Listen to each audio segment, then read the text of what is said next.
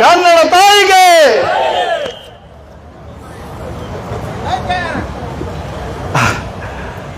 ನಾವು ಇದುವರೆಗೆ ಎಲ್ಲ ಭ್ರಷ್ಟಾಚಾರದ ಮಾತ್ರ ಮಾತಾಡ್ತಾ ಇದ್ದೀವಿ, ಆದರೆ ಕನ್ನಡದ ಬಗ್ಗೆ ಮಾತಾಡ್ತಾ ಇಲ್ಲ ಅಂತ ಹಲವಾರು ಕನ್ನಡ ಹೋರಾಟಗಾರರು ಅನ್ಕೊಳ್ತಾ ಇದ್ರು. ಆಕ್ಚುಲಿ ಕನ್ನಡ ಹೋರಾಟಗಾರರು ಆತರ ಅನ್ಕೊಂಡಿರೋದೇ ಒತ್ತಾಯ ದ್ವಿಭಾಷಾ ನೀತಿ ಮಾಡಿ ಅಂತ ನಾವು ಇವತ್ತು ಕೇಳ್ತಾ ಇದ್ದೀವಿ.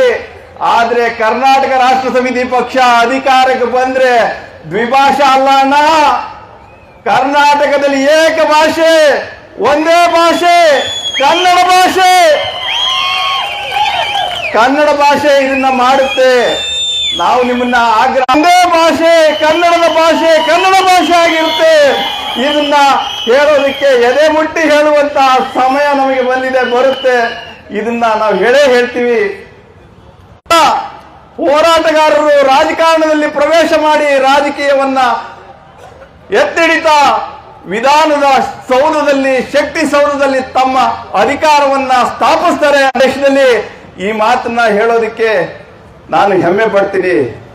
ಇದು ಸತ್ಯ ಕೂಡ. ಕರ್ನಾಟಕ ರಾಷ್ಟ್ರ ಸಮಿತಿ ಪಕ್ಷಕ್ಕೆ ನಾಡ ಪ್ರೇಮಿಗಳೇ,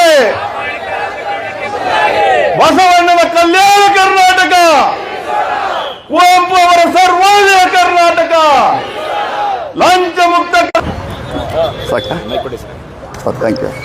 ರಾಜ್ಯ ಉಪಾಧ್ಯಕ್ಷರಾದ ಸೋಮಸುಂದರ್ ಅವರಿಗೆ ಧನ್ಯವಾದಗಳು.